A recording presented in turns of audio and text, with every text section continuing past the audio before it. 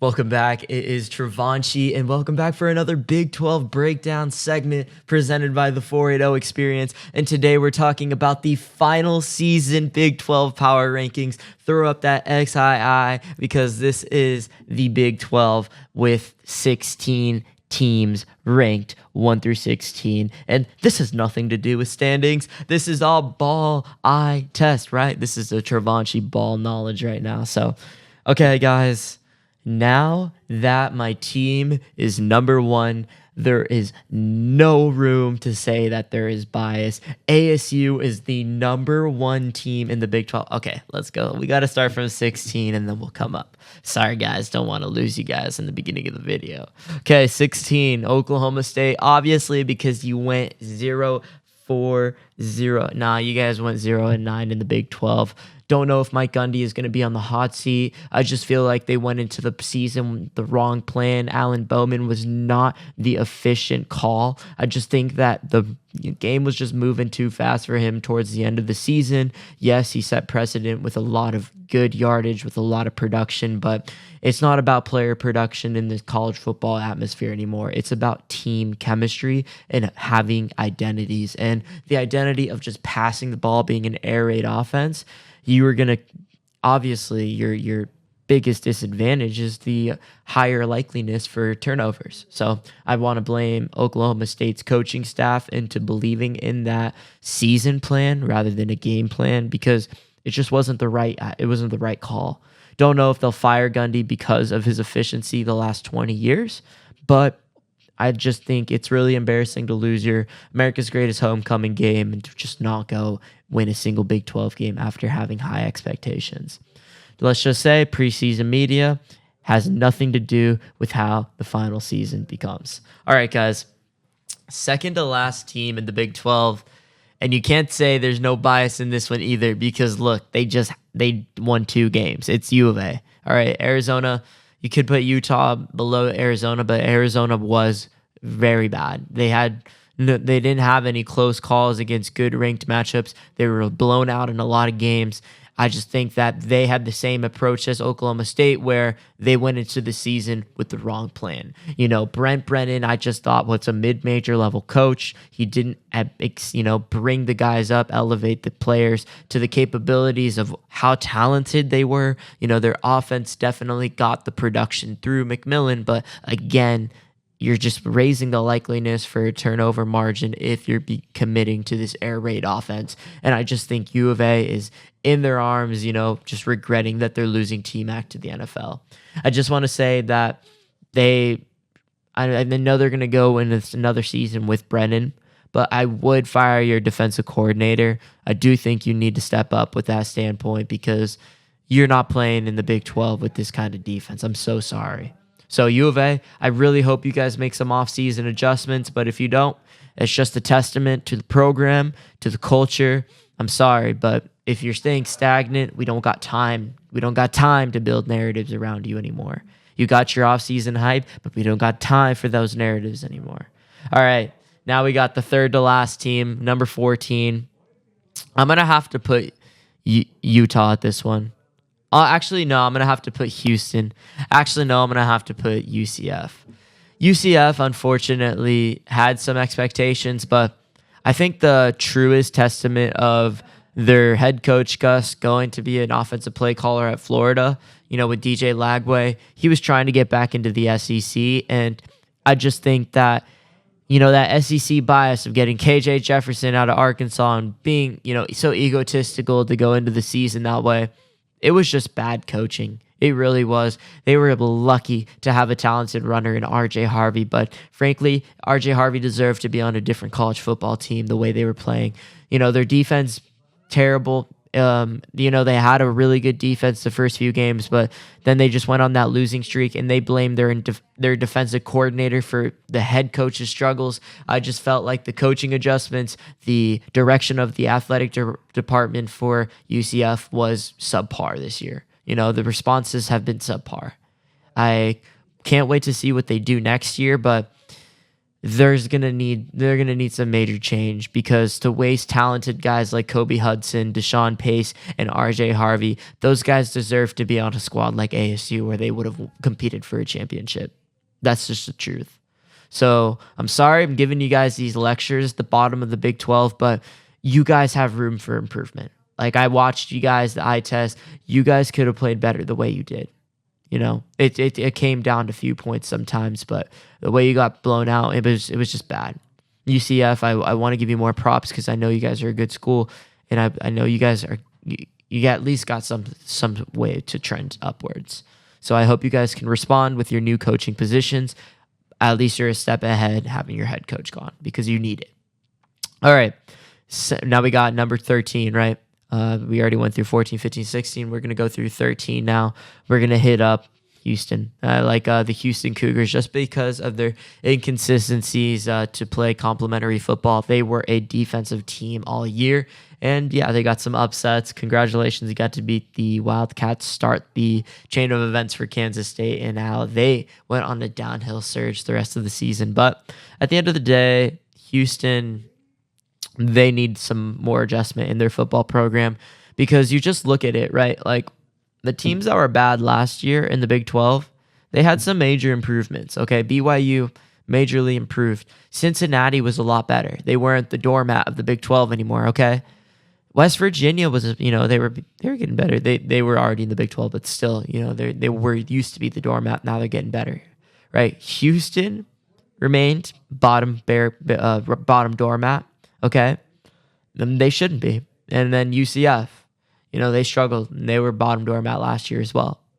So guys, I just want these teams to develop themselves. I want them to be able to represent their schools, to put them on. So I know there's just a high talent tree with this talent portal or this transfer portal. So I just can't wait to see how these guys respond. But ultimately, just really excited to see how these Big 12 schools are able to hit the offseason. So we had our bottom four now. So bottom Big 12, bottom quarter Big 12. Sorry, guys, but I love you. Loved watching you guys. It was a good season. Now we are hitting up we'll go with 12, right? So 12, we got Cincinnati. I like the Cincinnati Bearcats just based on Corey Kiner's efforts, their defensive efforts. I think they were Houston, but with a little bit better of an offense. At the end of the day, you can only go so far with that kind of inconsistent offense, where in the point where all you really could do was run the ball. And if you did have a passing offense, you were bound to have a turnover. I think that, there was a lot of similarities with UCF and Cincinnati's offense, whereas, inconsistent quarterback play, but they had the talent there. They had the Xavier Henderson. They had the Corey Kiner to produce on offense. And, Xavier Henderson got his yardage. Like, he actually got his production this year. I actually think he will be a sneaky day 3 wide receiver draft pick. But more importantly, you saw good defense, and you saw a well-coached team. They also were able to represent their home turf as well, pretty well. So Nippert Stadium was represented. Got to give them the props for that. But all in all, I got them at 12. Number 11. Oh, man, I love this team. The Kansas Jayhawks. Shout out to you guys. You produced. Jalen Daniels, you tried your best. Devin Neal, top 5 Big 12 runner. Their defense produced, the best DB core in the Big 12. And Kobe Bryant, Mello Dodson. These guys were good. They were some dogs, and they were just fourth quarter possessions away from a completely different season. And you feel for them, right? You feel for them. I just think the moving parts with them playing in the Kansas City stadium, not really having their own home stadium built yet. There's just moving parts with their football program. Hopefully they can have better, but they had a high expectations. It was them and U of A and Oklahoma State and Utah too, but those were the high expectation guys where it's just like, are you sure? At the end of the season, you're just like, you look back and you're like, hindsight 2020, you're like, you sure? So I gotta put them at 11 just because they went on that streak, that 3-game winning streak. Shout out to the Jayhawks getting ASU in the mix, right? Rock Chalk Jayhawk, baby, that was awesome. You guys got us in the mix, because if you guys didn't beat BYU, we would potentially not make the Big 12 championship. So thank you so much, Kansas. Y'all some dogs for real. Same thing with Iowa State as well. If you don't beat Iowa State, we would potentially not be in the Big 12 championship. So y'all some dogs for real. Rock Chalk Jayhawk, thank you so much. Number 10, I'm going to have to go with West Virginia. West Virginia, home raised on a UFO. Big 12, West Virginia Mountaineers. Guys, this team was the definition of resilient. I just want to say I'm going to give that phrase to another team above them, but I just want to say West Virginia, good defense, kind of like Cincinnati, inconsistent offense, kind of like Cincinnati, but they powered through, right? And I just think it wasn't because they didn't plan it out right in the season. It was because of injury. Garrett Green was battling through injuries, and even they had their QB2 step up and win big games. So West Virginia represented themselves on the road and at home. They just struggled a little bit in the beginning of the season, but they played some hard teams, and I think that this team is trending in the right direction. I think within the next 3 years, they will be upper echelon Big 12, but right now they're just like, they're there. They're on the cusp, but they're at number 10 right now. Number 9, I'm going to have to put TCU in the mix. TCU is just, man, they were the definition of the air raid offense that had a good defense, but was just a few possessions away from being legit. If they beat UCF that game, it's a different season for them, and if they're just competing a lot more effectively when they're just in those games, but they slip up when they have the lead, and it's just like, I don't know if it's a mindset thing, but man, this team was talented, man. They had Josh Beck, okay? They had Cam Cook, they had Savion Williams, they had Jack Becht. That's already remarkable, man. Like it really was remarkable. And man, there's one other slot guy. It's like number 8, something like that. But he was a really good receiver, and I loved watching this passing offense all year. This was my favorite offense to watch outside of ASU. And, you just feel for their defense a little bit. You feel for, Sonny Dykes. Yeah, he had some high expectations too. You'd think he'd rep the Big 12, but man, Sonny Dykes isn't on the hot seat. They had a good season. They won their homecoming games, They had some good ones. So I'll shout out TCU. You were a fun offense to watch. You were in my number 9. Now we're finally getting into the upper half of the Big 12. This team is deserving of it all. Man, they really fought. Okay, so I got number 8, Baylor. All right, so yeah, reason why I got Baylor is they took a 180 turn, right? Let's just say this. If they beat Colorado and that Hail Mary doesn't happen, just think how different the Colorado season is and the Baylor season is.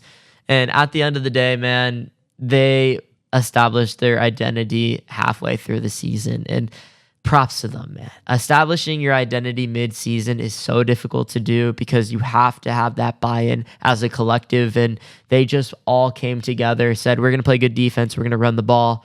Man, they had a talented running back core. Props to them. I can't wait to see how they do in their bowls. They smashed the hopes and dreams of the Kansas team, but at the end of the day, they were the better team. So, I like those Baylor Bears. Shout out to them finishing the season 8-4. Congratulations. You had a good season. Now I can't wait to see what they can do next season. Maybe they have, that good momentum going into the offseason and they do something. So now number 7, I got Tech. Texas Tech was that inconsistent offense, but also very explosive offense. Zach Kitley was impressive with Baron Morton, but it was the Taj Brooks effect. Texas Tech balled out this year. They had a good defense as well. They had some leading tacklers, but at the end of the day, they were just a few games away from being in Big 12 contention. And, shout out to them. It's mainly because they did represent the home games, but Texas Tech is a team to be, having watching from the corner of your eye. So can't wait to see what the Red Raiders do going into the offseason, but I do think their coaching is set. Unfortunately, Tosh Brooks is going to the NFL, so I can't wait to see how they respond to that. Now, this one is obviously pretty cool, but Kansas State drops down to number 5. Uh, yeah, it's just one of those things where you're good, right? You're good beginning of the season, you're hot. And you just lose a little bit of that, that momentum, that luck, you know. It's right. Like you knew going in after that BYU game, you knew going into any time you play Kansas State, they're beatable, right? They might smack you. It's either going to be a good game, you beat them, or they're going to smack you. And they were doing that for the larger half of the season, but just that end of the season, I just don't think they could step up to the November football task. So Kansas State, you had your chance. It was a home game against ASU. You had your chance, right? As every situation you want to end the season with contending games, you want to end them at home. But you couldn't handle against ASU, and there you go. That's your season. I'm so sorry. And then you couldn't win in Ames, but even then, you didn't have any Big 12 contention in that. So sorry about that, Wildcats, but you guys were a great team, great RB duo, great defense. Avery Johnson, cannot wait to watch you next year. It's going to be some good football watching Avery and Sam Levitt grow. Now, number 4, we're going to have to go with the Colorado Buffaloes. Colorado Buffaloes represented the Big 12 based on the luck of their Baylor Hail Mary. If they don't get that Hail Mary, I do think it's a completely different season, but, they were just, they were very, I just want to say had a lot of faith, right? This was a faithful team. And faith in the college football realm is powerful. If you have a buy-in within a team as a collective and everyone has faith, that's a strong thing to beat. And Colorado stepped up to the task a few games, They slipped up against Kansas State by 3 points. And it's crazy that it comes down to that, but it really does. It comes down to that game and just going into Kansas and playing with your food. And Kansas was hot, and you weren't hot enough, and Deion Sanders coached these guys up well. So to diminish what this team has done is downright wrong. This team was very competitive, was very talented. They were young. They were young going into Lincoln, Nebraska. They were young going into Kansas City, into an NFL stadium. They were young. So I can't wait to see what the Buffs can do next year. If Prime stays, I do believe he stays. Just if you got Julian Lewis, you got to stay. You got that big, talented of a quarterback, you got to stay. So can't wait to see what Prime can do with this program, continue to grow from it. But 100% Shador and Travis are top 10 draft picks. Congratulations to them. Travis is my Heisman. Ashton Genty is talented, but he's in a G5 conference. Travis Hunter played both ways in a P4 and was serviceable, not more than serviceable, was very, very unique. So Travis Hunter is my Heisman contender, my Heisman hopeful. Number 3, I got Iowa State. I put the edge over BYU over Iowa State. If they played, I think BYU would win that game. I'm excited to play Iowa State in the Big 12 championship. I do like that matchup a lot more, but more from that, they handled their home games. They handled their early games, but I think the major component to the Iowa State season was an easy strength of schedule. Me too. I just think that they started the season easy, and you built up that confidence, and you didn't slip up any bad games, so I'll give you that. But yeah, it's like Kansas went in and beat y'all. That's what I think ASU's got to do. We got to play explosive. So Iowa State is my number 3. Number 2, I'm going to have to go with BYU. BYU they were a good team, man. They ran through the Big 12. They handled their games. They handled Kansas State. You're going to slip up against Kansas. It's going to happen. You're going to slip up against ASU. It's going to happen. We were hot. They were hot. They played the 2 hottest teams in the Big 12. They lost to them. They're still a great team. So BYU is my number 2 team. Jake Retzlaff was a good quarterback. He was serviceable. I think he was better than, some of the Josh.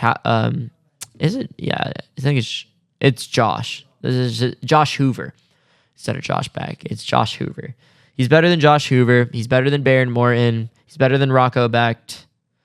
He's better than, yeah, I already said Baron Morton. So yeah, he's better than some of those like mid-tier Big 12 guys who had good offenses, just a little bit inconsistent. I'd put Retzlaff better than them. Like he played better than them.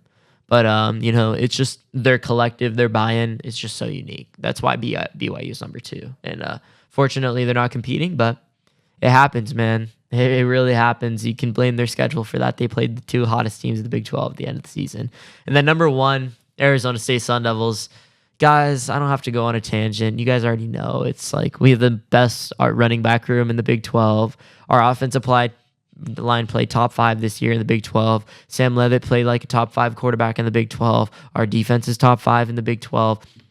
We're repping the Big 12 right now, guys. So when you're just that high in all those categories, you're obviously going to have the production and results to back it up. So I'm so happy, guys. I'm so blessed.